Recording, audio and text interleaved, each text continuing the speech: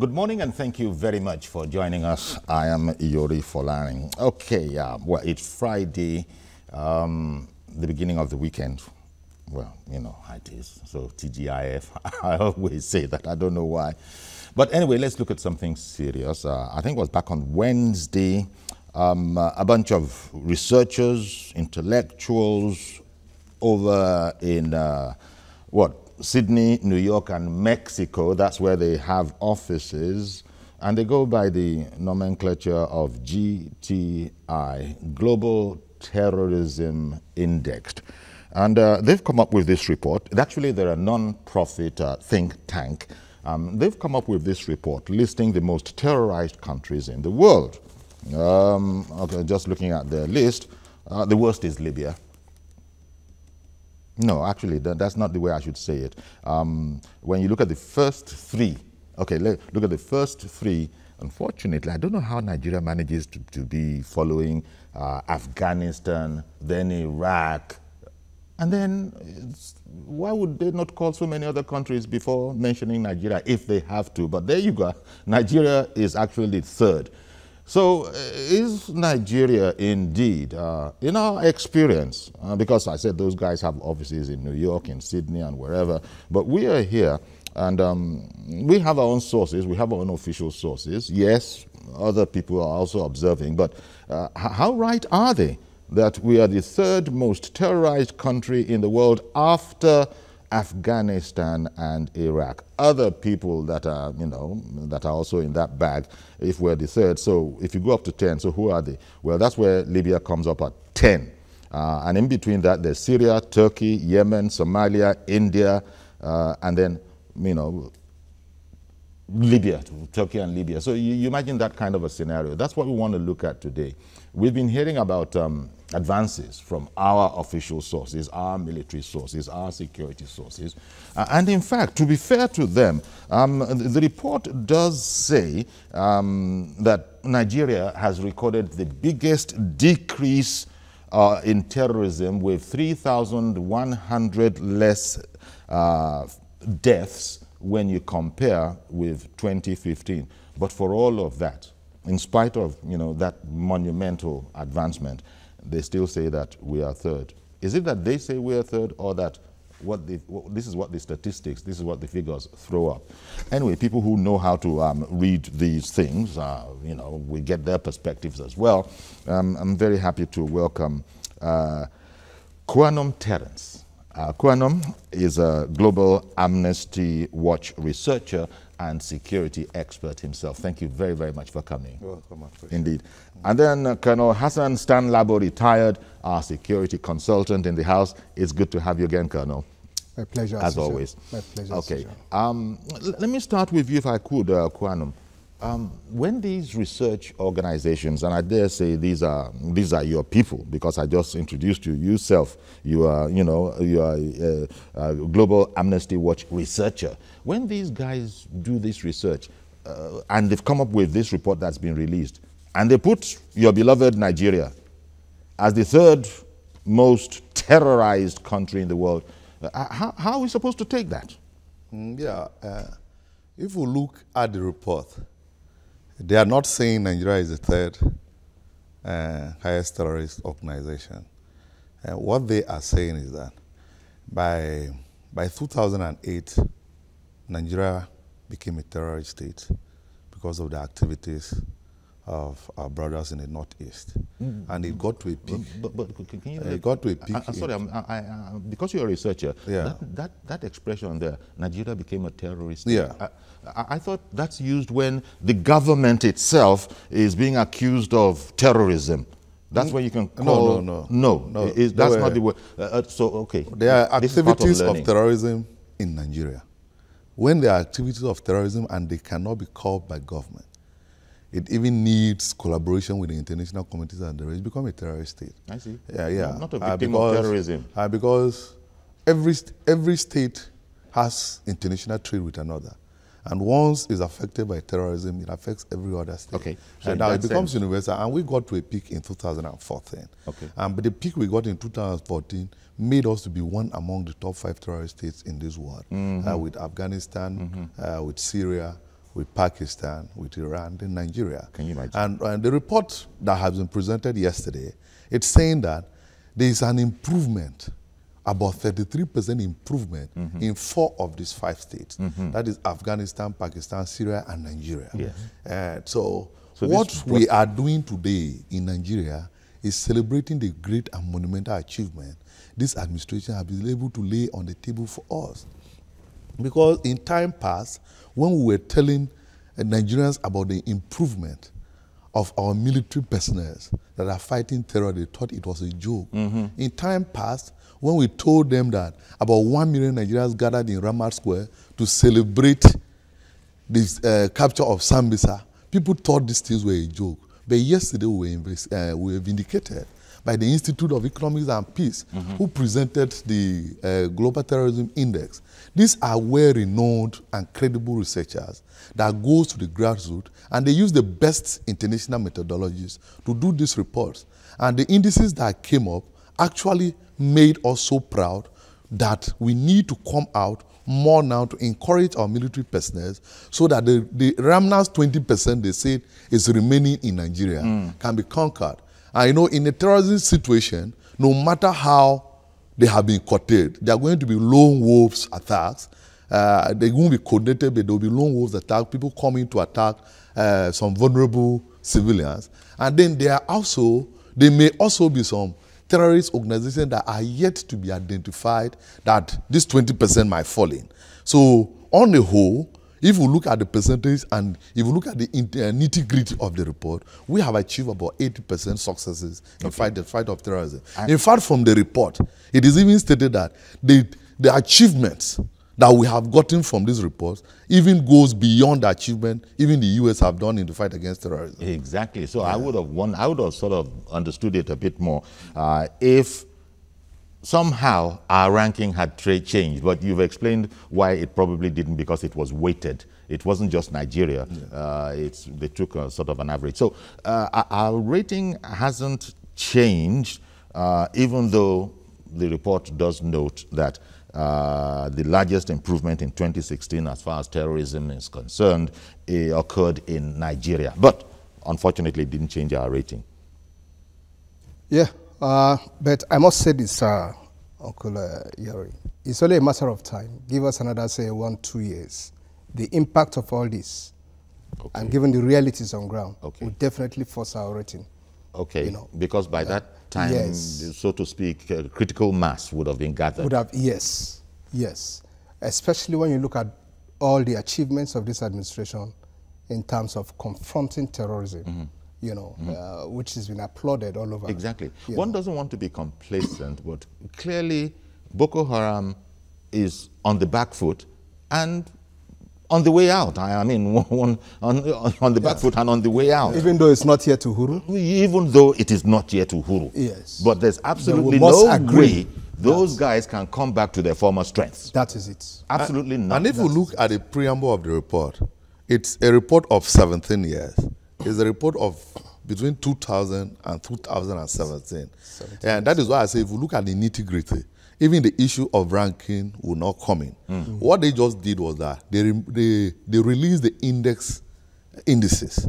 You know, what they do is that these indices they release is for policymakers and researchers to be able to build on them. There are going to be new rankings on terrorism, and I can assure you that there is no way with the efforts of President Muhammadu Buhari that Nigeria will come into the first 10. This is just the report, the details report they have released. The issue of ranking has not come in yet. So the issue of ranking Nigeria third and whatever has not come yet. After this report, there's going to be that level of ranking.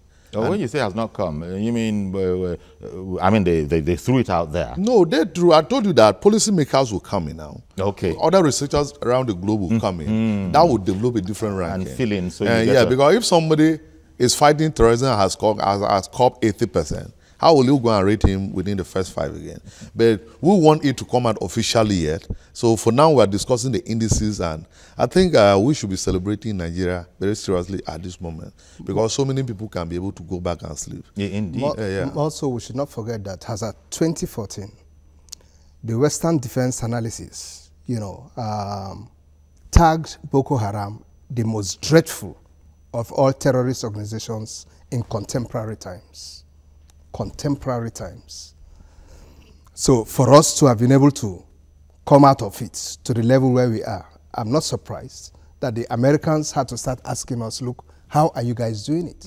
Let's know what you're doing. After the, so we'll see how we can apply it. After the initial, well, the bumpiness yes. during the Jonathan yes, regime. right. You know, when President Muhammadu Buhari came in, he came in with a confidence that was so high.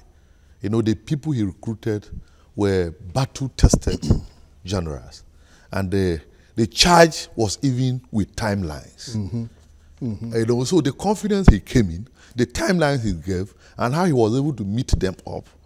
You know, this report did not come to us as a surprise, because to those of us that have been players in this, have been already celebrating this, we have been telling people, like I told you earlier, people used to see these things as a joke until this vindication came yesterday. So what we need to do... And the vindication, well, the report actually included the fact that they're attributing the success of Nigeria to, one, the multinational joint task force against Boko Haram, yes, and also fractures within the group. Well, that's their problem. The more headaches they have, the better for the fighting forces. But those two, and even the fractures would have been part of the hassle, if you want, of the Nigerian and those successes can be ascribed to lines of actions taken by this administration. Exactly. Yes. Even the fractions we are talking about, some were teleguided from own end, you know, to create enough confusion within the enemy's camp. So they would lost out on that unified command to be able to face you. Okay. We are aware of all the divisiveness we have today in Boko Haram. And if we which plays out to our... If we follow this, you'll know that when these successes came by 2015, we had a lot of distractions that we have been discussing and confronting. You know, where people will sit, develop, after we achieve a lot of successes, push the terrorists away from their camps.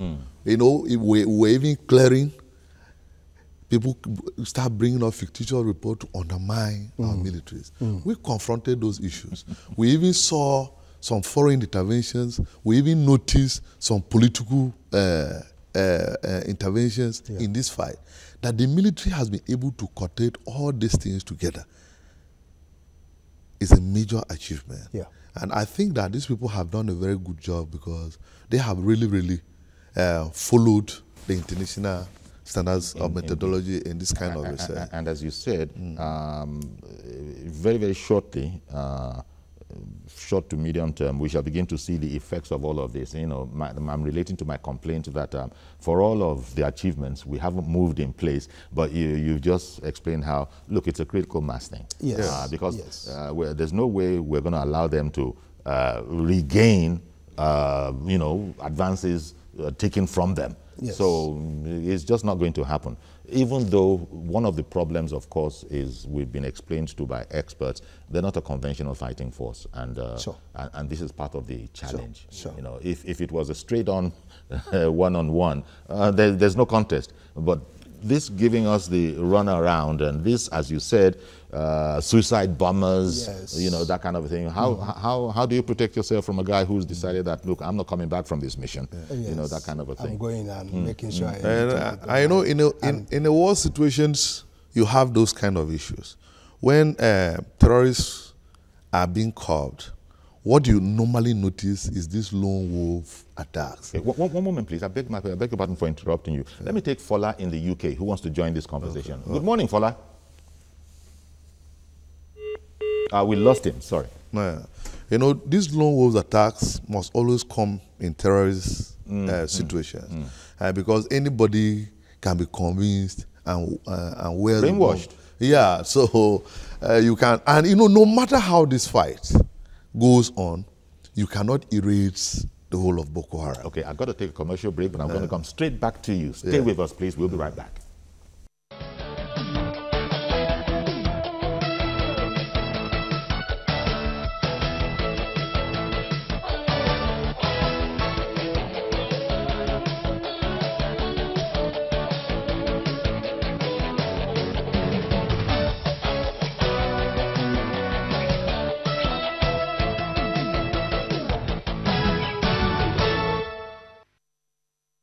Okay, welcome back, and we're looking at the release of the Global Terrorism Index, the 2017 edition. Nigeria shows up on that report as, you know, one of the top 3 most terrorized countries, and that's what we're looking at now. Now, the ideal scenario, because I interrupted you, Kwanam, the ideal would be to totally wipe them out entirely, but well, that's just an idea. It's not really achievable in the world. It has. I don't know that it's been done anywhere. You still have vestiges of the Ku Klux Klan, and, you know, and all this. You know, it's important we know that terrorism can't just easily be wished away, just like insurgency, because frankly speaking, terrorism is a variant of conflict. Okay, that is embedded in communities. All right, it calls for time, calls for patience.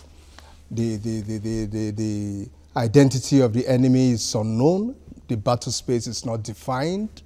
We could go on, and you know, every approach towards it must be citizen-based, such that the citizen must be made to take ownership of its own security and that of its neighbors. And that's where the joint task comes in. Joint task force comes Multinational joint task force comes in. Indeed. Good morning, Mr. George. Thank you very much for holding on. Go ahead, please. Good morning, Uncle Yori. Good morning, sir. Uncle Yori, if I were you, I would not give this organization any undue publicity. What do they mean by the most terrorized? If you talk about terrorism, they have to tell us what aspect of terrorism. There is political terrorism, there is economic terrorism. Are we the only country that is fighting a war? The terrorism in their own country is comparatively higher than ours. They cannot cry more than the bereaved. In the midst of the classification they have done for Nigeria, we are fighting a war, and at the same time, Nigeria is the ninth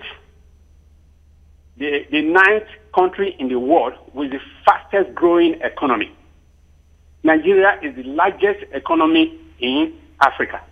Those countries where those organization members came from, how many of their citizens are recipients of Nobel laureates? Nigeria has a Nobel laureate for more than 32 years now. They are not saying all those things. So, in my view, this is just an attempt to discourage international investors. We do not need it. Just disregard them. Okay. Thank you. Thank you very much for calling in, Mr. George. Kwanam, how do you react to that particular point, that comment that they're crying more than the bereaved? We know our situation. There are many successes that people won't come out and celebrate. These ones, it's convenient. Is there a conspiracy? No.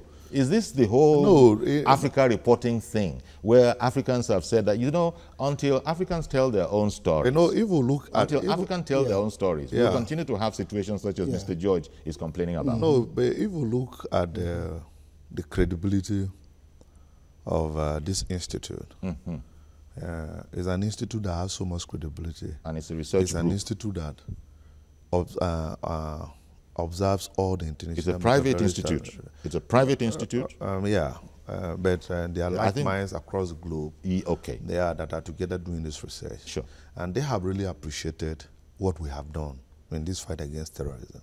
For an organization to come out and give a report and even rank you above the US, it means that you have done so well.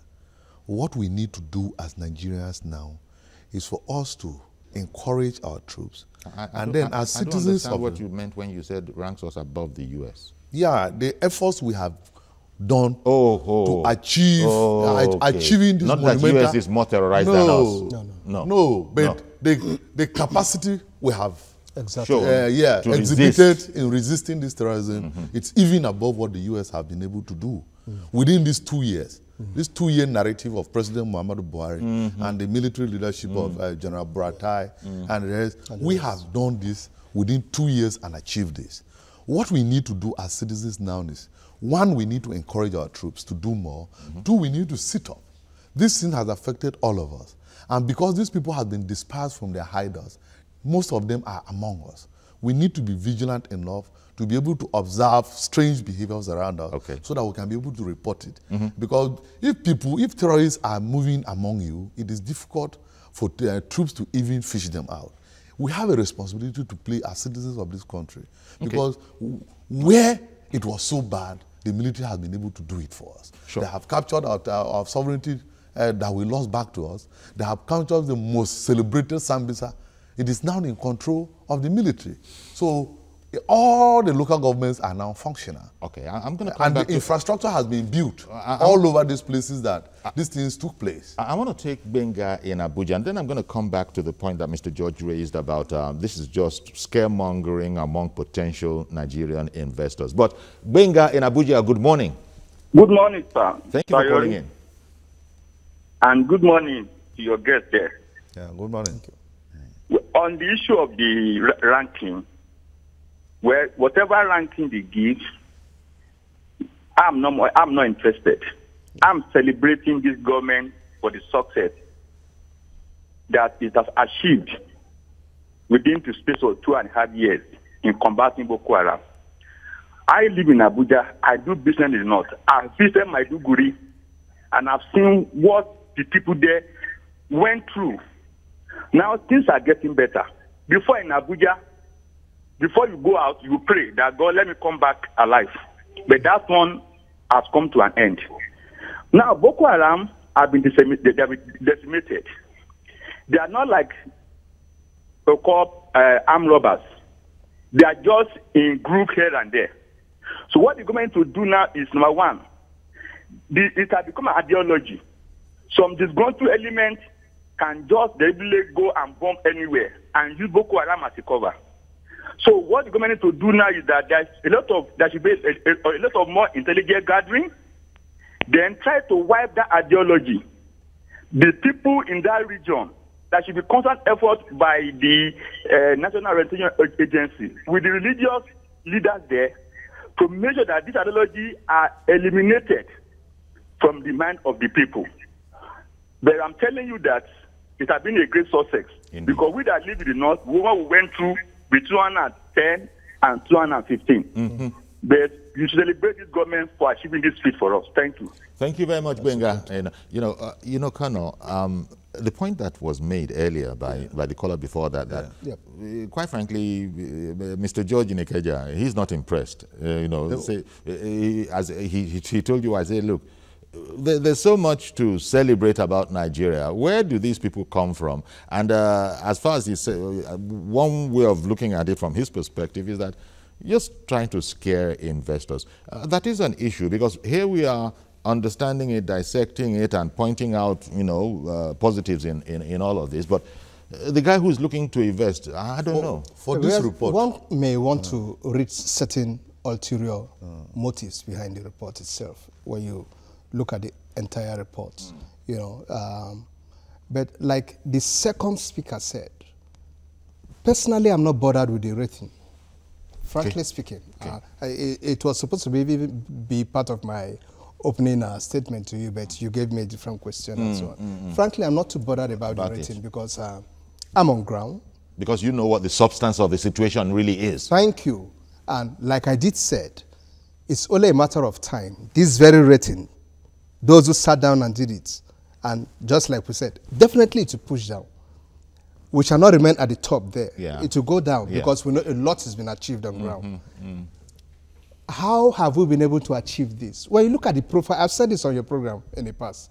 When you look at the profile of the leadership of the military, you know that, look, there is no how we cannot achieve what we are already achieving now.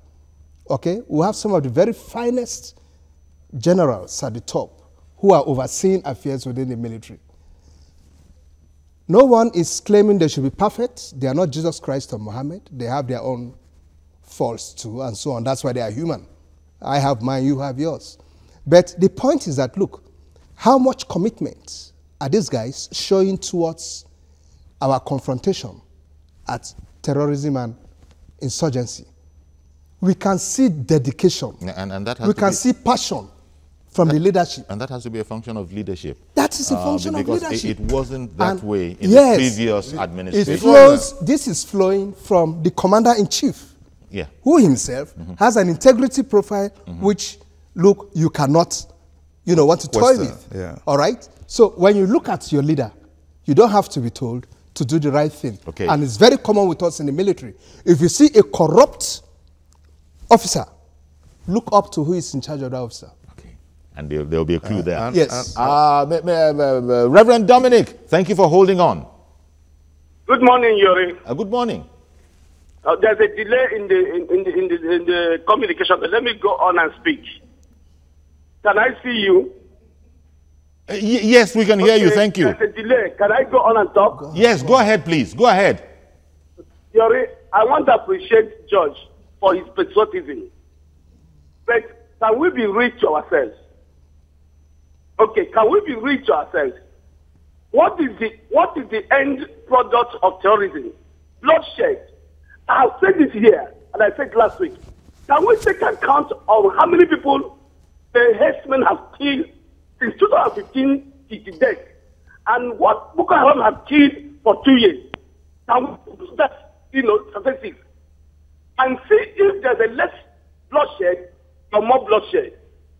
In my state, Imo State, I've not been home since 6 months because I cannot go home without driving a car.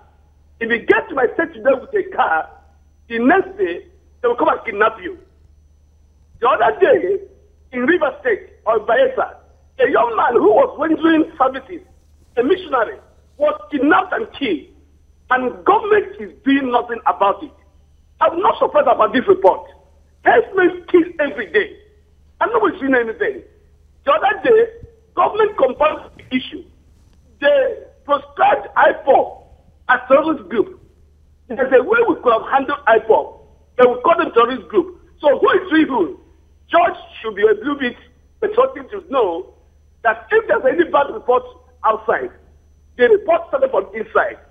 Herdsmen have cost more blood than Boko Haram. All the states of Nigeria. Boko Haram is in the north. The herdsmen is in Imo. Herdsmen is in Adamawa. Herdsmen is in Benue. Herdsmen is in Sokoto. So which one is more dangerous? All right, I believe that report is true. Okay, Dominic. What you want to do is to call the government to wake up.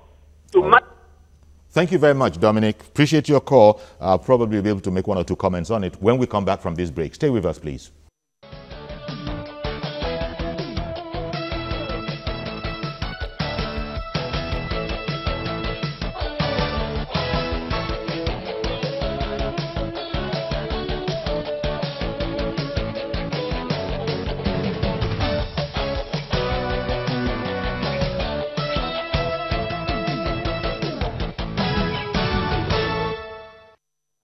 Okay, welcome back. So we're looking at the 2017 Global Terrorism Index that puts Nigeria as the 3rd most terrorized country by terrorists.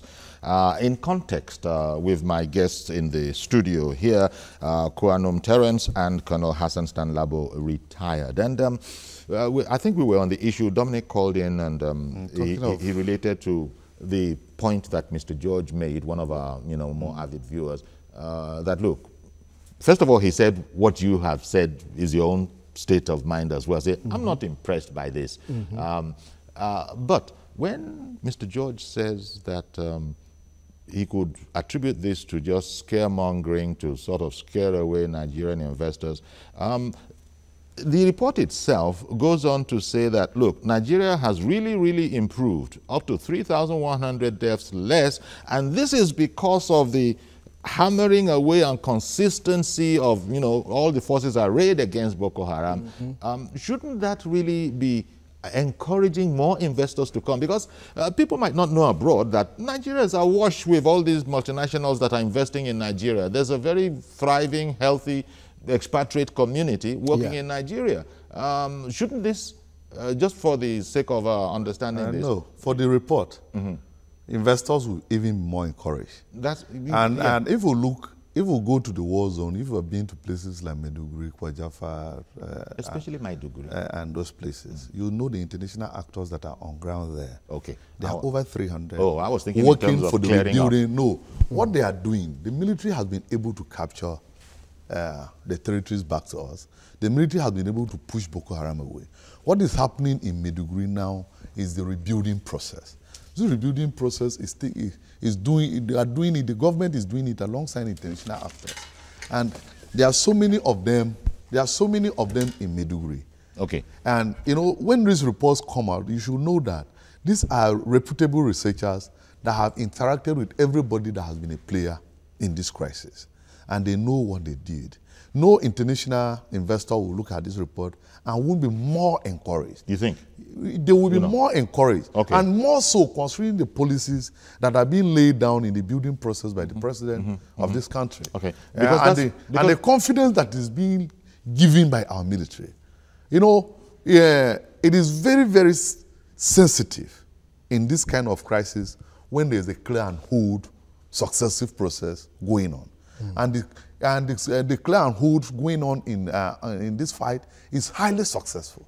Even though what the military is doing by clearing and holding is not primarily supposed to be their primary duty, but they are doing it because if they clear, the Nigerian police is supposed to hold for them. Yes. But for now, they are clearing and holding themselves. Okay, so this thing is supposed to be highly commendable and not. And all this military terminology, clearing and holding, I can see the colonel there nodding his head. So I'm going to go to another military personnel. Maxwell is in Ghana waiting for us. Good morning, Maxwell. Good morning, Uncle Yori, and good morning to my able colonel there and Mr. Kunong. Yes, we're using the terminology of your constituency, clearing and holding. Yes, sir. Hey, my colonel, permission to carry on, sir. Please do. Okay. I would like to take it in this perspective. I don't think there is any world that is there is no country in the world that is not at risk or being terrorized either economically, whatever. Every country, most of the countries, you know, when they tell you their own story, then you will know quite all right that there is something wrong with it. But as for this organization that rated Nigeria, I like to agree with them because Nigeria is faced with so many terrorist acts, financial, economical, herdsmen, Boko Haram. These are some of the things, you know, I like to go with them. But when we allow an independent body to write our history, to write our own history and our performance by themselves, they will add pepper to it, they will add gunpowder to it, and they will like to make it look sweet. So we have refused to use our own information system God has given us in Nigeria to suppress most of the negative statements and let me just say analysis they are making about Nigeria. So the earlier Nigeria wakes up, the better for everyone in Nigeria. Indeed. Good morning and have a great day in Lagos. Thank you very much, Thank Mr. you very Maxwell. So it comes back to we've got to be able to put this in perspective. Sure. Because even the report is just that the headline is what it is, but the report is actually making commendations in the body, what we call the body of the story. You know, you see all the details that are brought out that actually Nigeria has come in leaps and bounds, but it's not a headline. It's you know, this is where people sometimes, you see, when the story of the jungle is written by the hunter and not by the lion, yes. You see, that is the way it is always going to be. I guess from here. But we have stood against that. Me and Connor have been here severally trying to correct the narrative people have been trying to set for us. Yes. Right. We were together when Amnesty tried to set the narrative for us. Yeah, exactly. We were together when transition tried to set the narrative. We told them they cannot come and do it for us. We told them what is happening in Nigeria. Exactly. They have fizzled out. Now, this, I think it is because we have been able to stand up. So you probably now see Mr. George's point. Yes. We have been doing it. I just want him making. I just want him to know that he's correct. He's correct. We have been doing it, and I think it is with the efforts that we have been making, trying to rewrite the narrative for these international actors that I think a report has been able to come that is at least fair. Yes. Correcting the imbalance. Correcting the imbalance that these people have been trying to do. But it still is a sensational headline that Nigeria is the third most, terrorized country. So that rankles a bit. But hey, it is what it is. But fundamentally, they have also acknowledged our efforts and we are coming out of the rank. But they should have put that in the headline. No, and then come and we'll come out of the other one. The headline may be deceptive. Yes. Okay. Good morning, Hassan in Lekki. Good morning, Mr. Yori. Good morning, sir.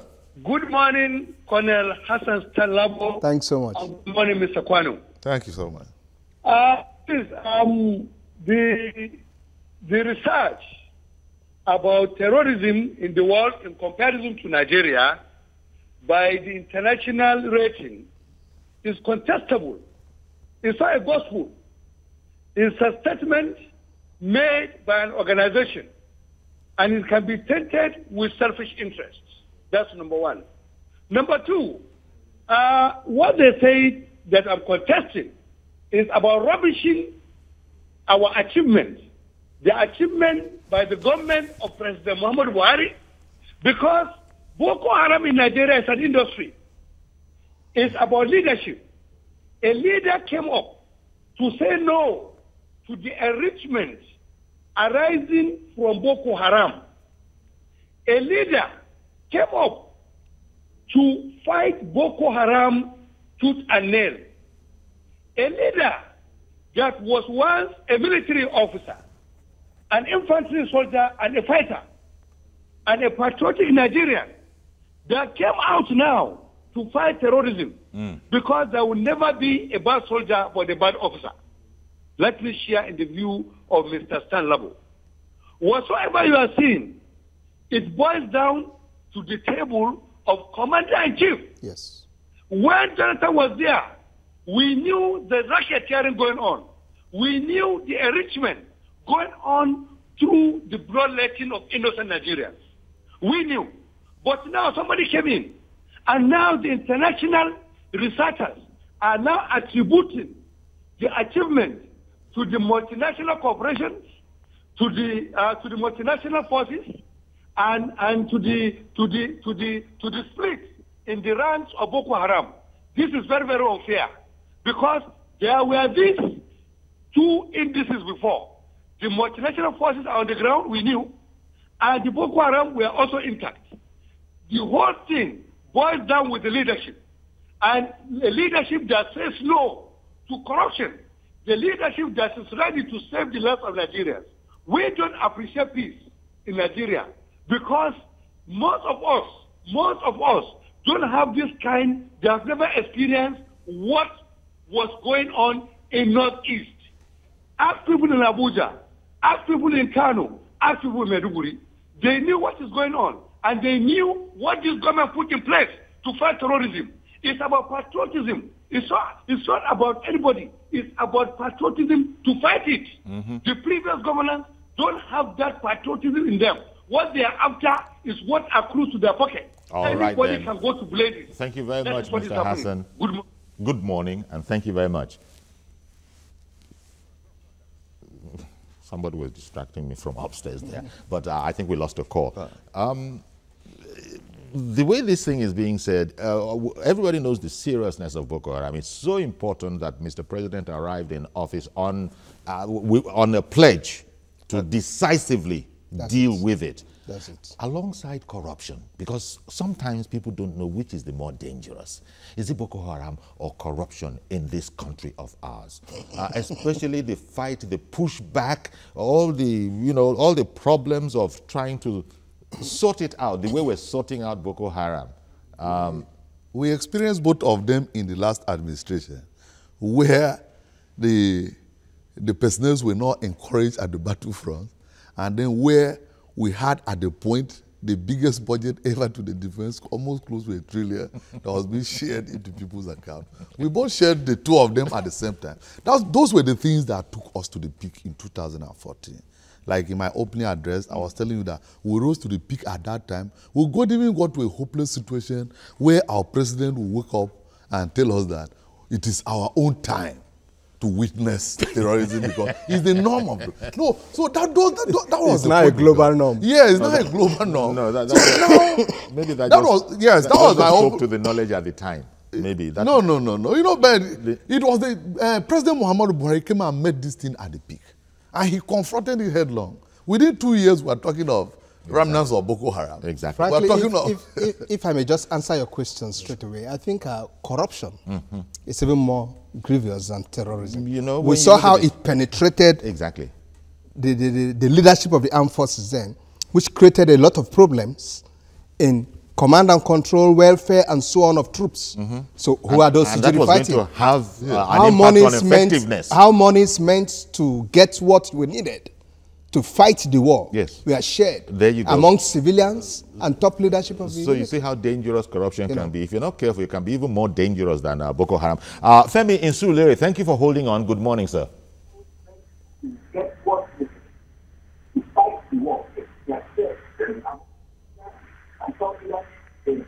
Communication.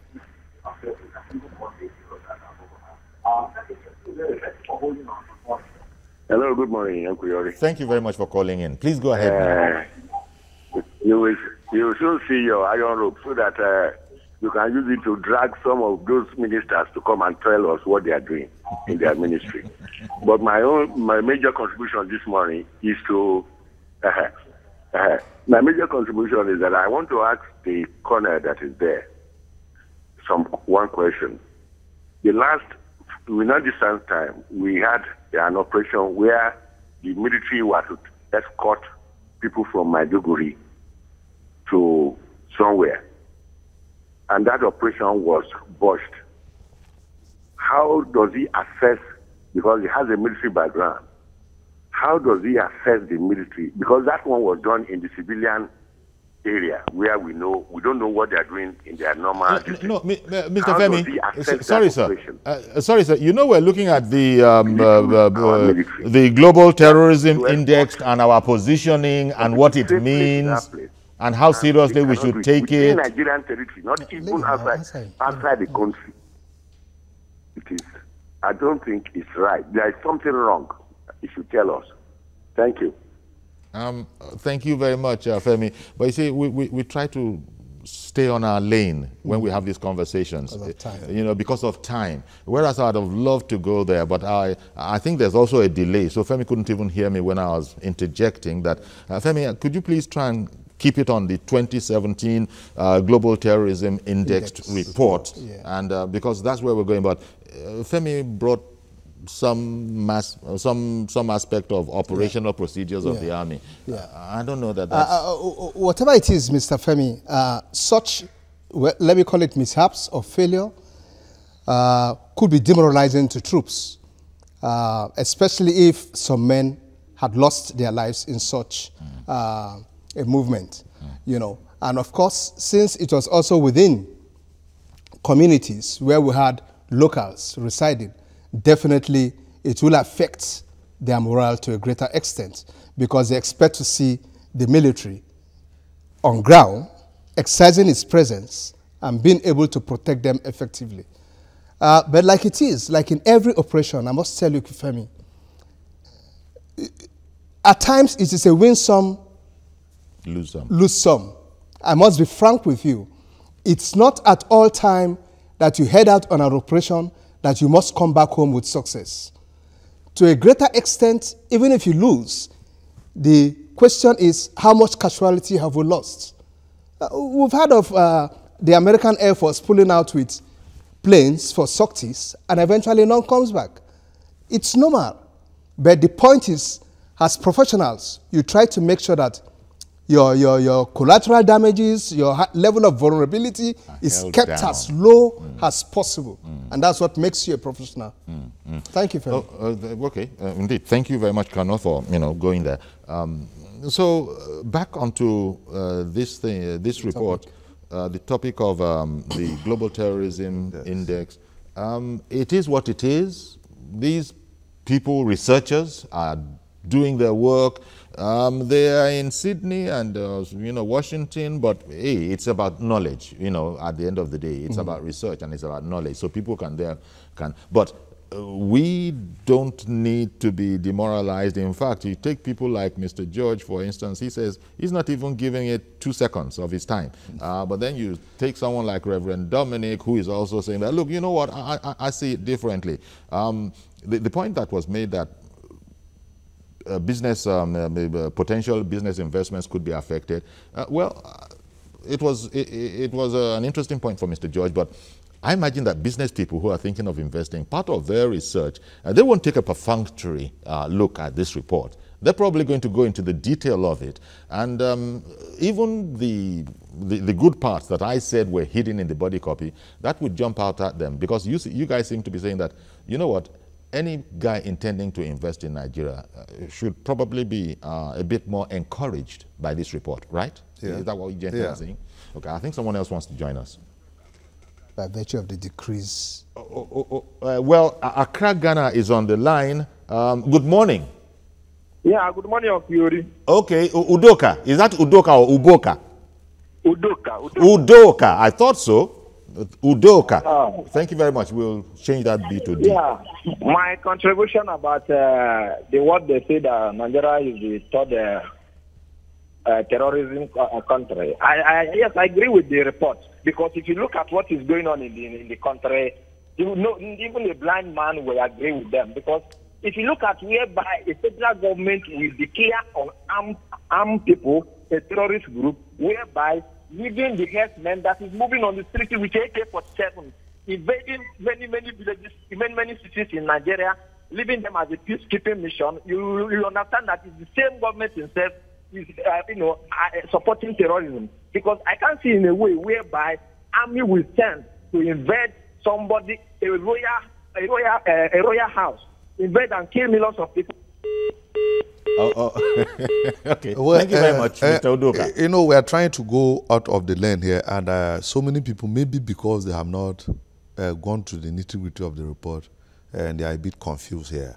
And this is a report of 17 years. And in this terrorist war we are talking about, we have two narratives to this war. Yes, when you say a report of 17 years. Yeah, we have a narrative of 2008 to 2015. Okay, because we have a narrative of 2015. This is the fifth report. To present. Yes, to now, present. If we look at the narrative of 2008 to 2015, you will quite agree that there were so many things that were wrong. Now, this thing has come to change within 2 years. And for an international actor giving a report, he cannot throw away the first narrative. And all of us as citizens of this country, we agree that the former narrative actually took us deep down. Yes. Took us deep down. Took the weighting down. So we are just coming up. And this report... Because this is statistical. Yes. They're taking it from a statistical point of view. This report has captured all these narratives. Yes. And data. And has told us that with all this, we have had an improvement of 80%. So, So that's context. Yes, that's the context that needs to be taken along. Yes. This thing happened, it was so bad, you people rose from a non-terrorist state to the top 5 terrorist state.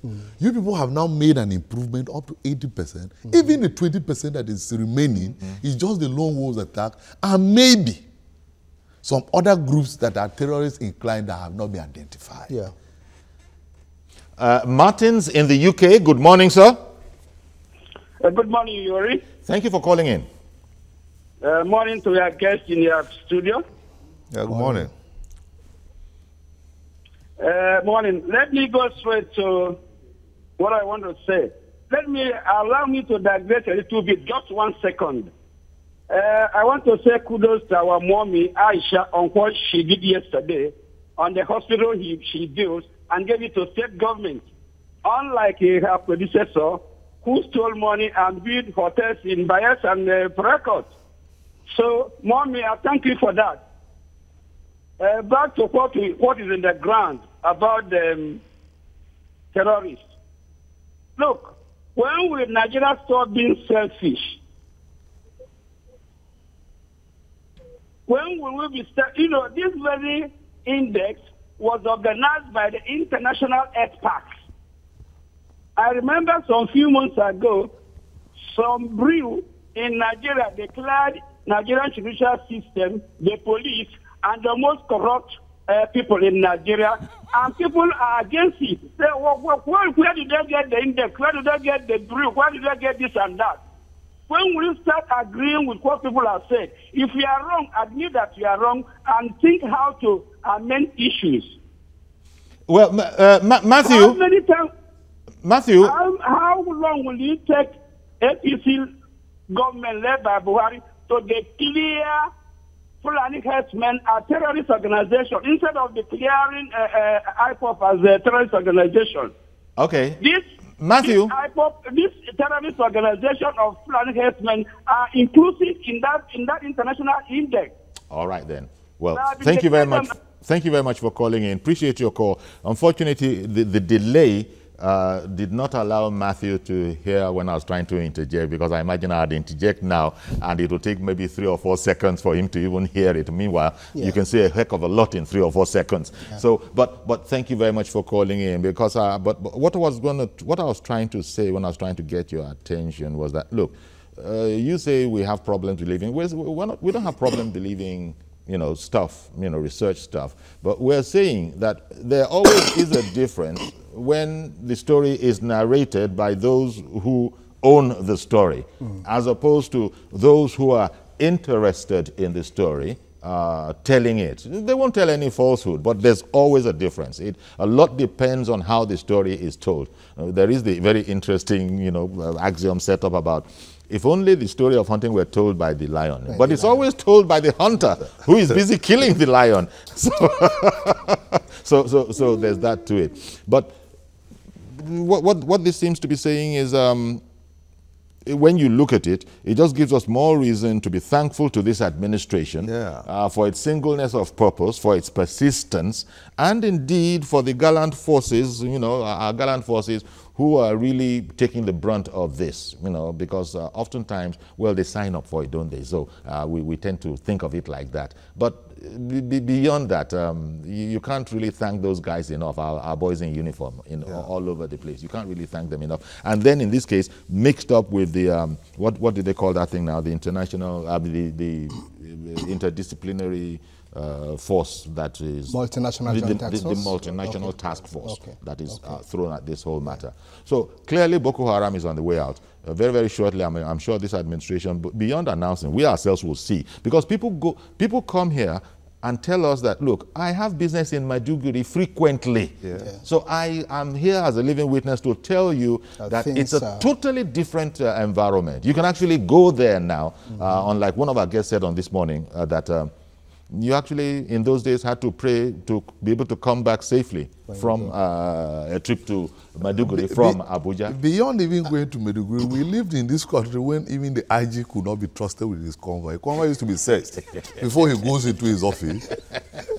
Indeed. Okay, we got to go now. They tell us we got to go. We got to get ourselves out of here. That's how they do when we're having a good time. But thank you very much, gentlemen. Kwanum Terrence, Global Amnesty Watch researcher and security expert, and Colonel Hassan Stan Labo, retired security consultant. Thank you, gentlemen, for sharing your perspectives. Our pleasure.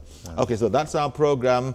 See you on Monday, God willing, with a fresh edition of the program at 10:30 in the morning. Bye-bye for now.